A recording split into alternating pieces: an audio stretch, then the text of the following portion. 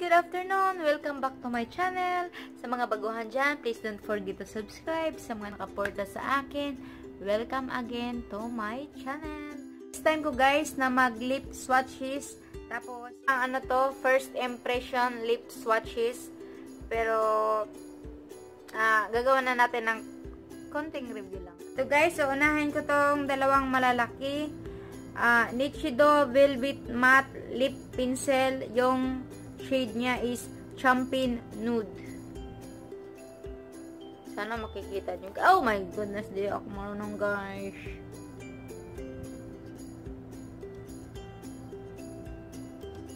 Champagne Nude. Yung isa naman, Nichido Velvet Matte Lipstick din, Cashmere. Parang maraming maraming magagandang review nito sa Cashmere. Tapos, sa packaging tayo guys, yung ito, parang lip pencil siya, pero kasing laki siya ng Pentel pen. Cashmere. Magli-lip swatch na tayo. I-fast forward ko na to guys.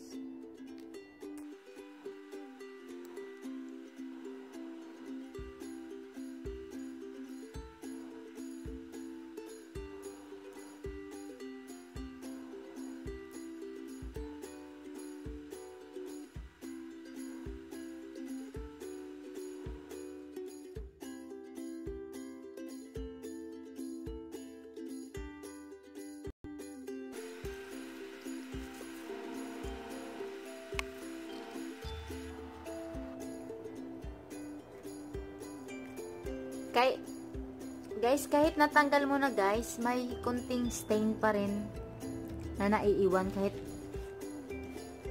yan. Kahit tinatanggal mo siya, nandyan pa rin. Meron pa rin kunting naiiwan.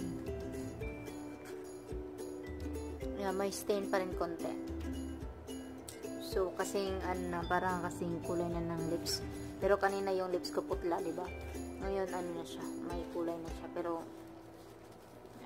wala na. Ay, sorry. Yan na lang. So, sa pangalawa na tayo. Ito naman ay Champagne Nude.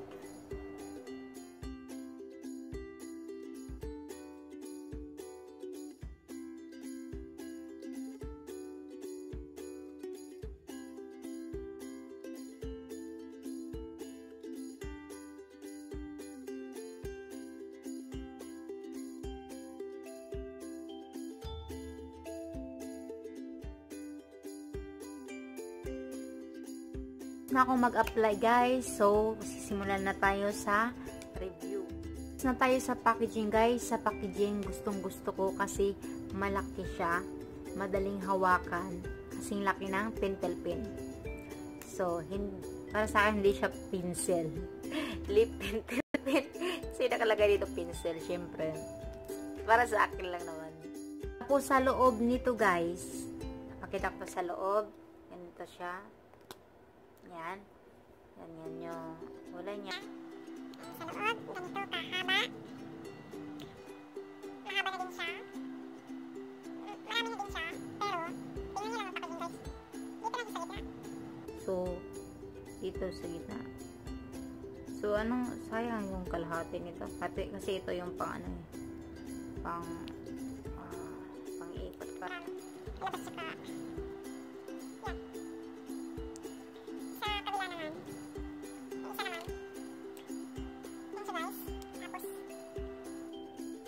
Putol na to guys, pero i-review ko pa rin. Sa kulay nila maganda kasi hindi matitingkad. Yung cashmere kahit siya, ganyan yung kulay niya, may pagka dark brown ba yan, ganyan, yeah, red brown red, kahit ganyan siya guys, may pagka nude pa rin siya. Amuyin natin guys. Mahilig ako sa pang-amoy guys. Yung amoy niya guys, para sa akin 100% ng gustong gusto ko ganitong amoy. Hindi yung amoy chemical, di ba karamihan amoy chemical. Yeah, ang bango niya guys. Kasing amoy ng vanilla. Para sa akin guys, kasi malaki siya. Malaki hawakan. Mabilis lang sa akin i-apply. Pero kailangan yung hindi ka nanginginig. Kasi kahit malaki siya, pag nanginginig ka, isang mali mo lang lampas na agad. Walang lampas sa akin guys, kasi hindi nanginginig yung kamay ko. Kaya kailangan mong i-control yung hindi madiin. Kasi pag diinan mo talaga, kasi malaki yung sa dulo niya, may possibilities na lalampas. Kaya wag mo diinan, i-control mo yung paghawak mo. Tapos, kailangan hindi ka nanginginig para hindi lampas. Nasabi dito guys, Velvet Matte Lip Pencil. Tapos, matte daw siya guys. Matte daw siya. Isa-swatch ko dito sa, ano ko. Dito na lang. Para halatang halata. Oh my God. Swatch natin. Ito yung Champagne Nude.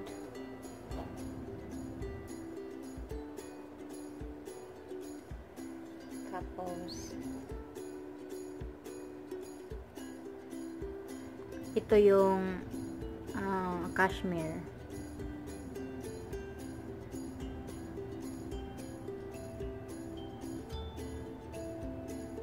Double natin. Oh, hindi yan perfect na.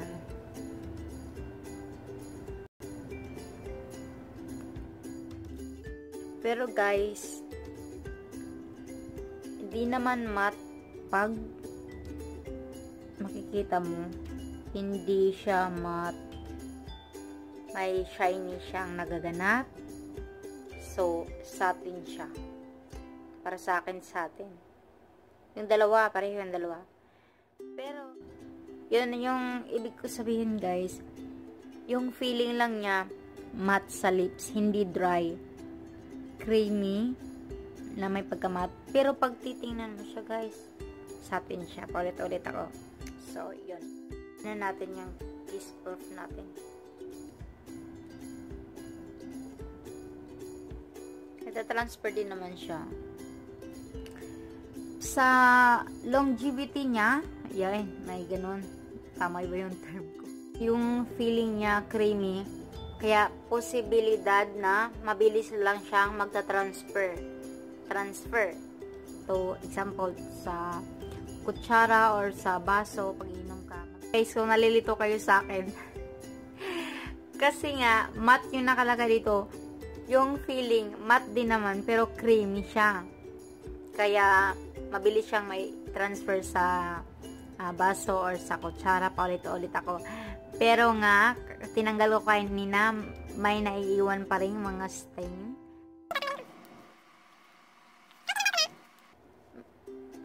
Meron pa rin siyang kulay sa lips ko.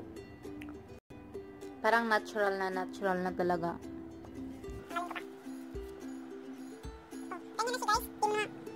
Di mo na makikita guys. Ay kunti lang, pero iwan ko makikita dyan.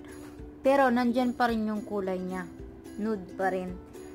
Kaysa kanina dun sa hindi pa ako ng lipstick na putla. Pero ngayon, kahit wala na yung ano niya, kahit wala na, nandyan pa rin siya.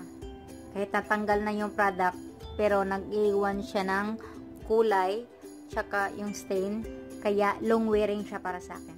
May moisturizing effect. So, kaya yun yung magagandang good side nitong Nichido Velvet Matte Lip Pencil. Yung Cashmere tsaka Nude. Doon na naman tayo sa bad side. Meron din talaga, pag may good side, may bad side pa rin. So, let's begin sa bad side. Pero sa bad side na tayo, guys.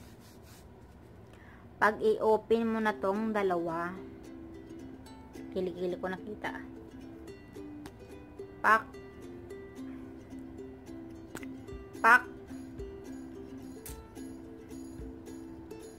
Makikita nyo, may mga naiiwan, natatanggal. Nakikita nyo? Ano na? Ano nang nangyari dito, guys? May mga naiiwan dito dahil sa takip. Kaya, pag i-open mo siya, nakita nyo kanina ito nahulog to. Nahulog siya. Itong nangyari. Sira ang lip pencil.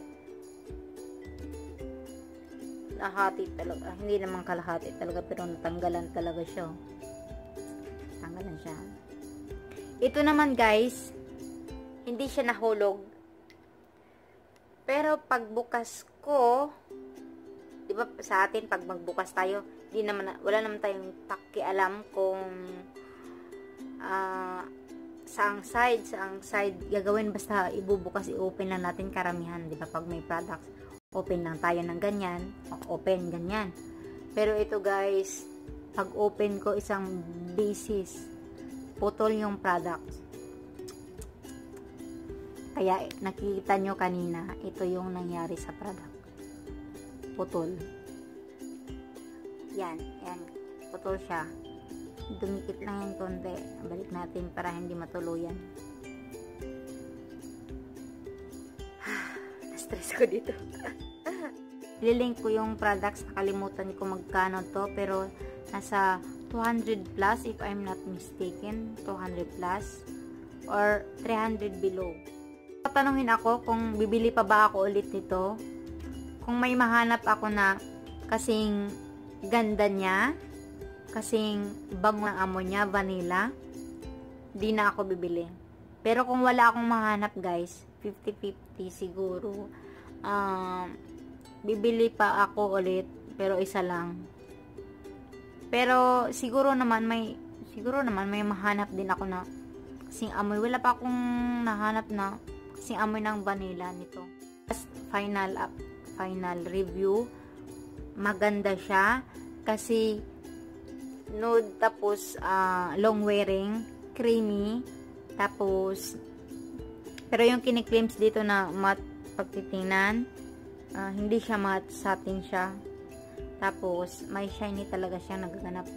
Tapos yun, gustong gusto ko yung amoy, gustong gusto ko yung kulay, gustong gusto ko yung pagkalaki niya. Pero sa bad side, guys, hindi ko gusto dahil sa kahit malaki siya, dito lang yung product, kulang yung product, kinulang sa price niya na mga 200 plus. Tapos, Diyos ko Lord, Diyos ko day, ang takip, tingnan mo yung takip, mga naiiwan dyan. Sayang yung product sa binabayaran mo. Sayang na sayang. Mas maganda siguro pag kahit hindi siya malaki, pero kasing ano nito, kasing haba nito. Tapos dito naman, siguro mas maganda pag mas malaki pa to. Kasi napuputol, naiiwan, natatanggal, pag nahuhulog yung takip, ganito, pikas, anong Tagalog ng pikas, tapyasan. Yan, sayang talaga yung products, guys. Ayun lang yung mga bad sides, tapos good sides na masasabi ko. Tapos, guys, I hope nag-enjoy kayo sa video ko. I hope may natutunan kayo sa mga sinasabi ko. Yun lang yung mga bad sides, tapos good sides ng Nichido Velvet Matte Lip Pencil Cashmere, tsaka yung Champion Nude. So, I hope to see you again to my next video. Bye!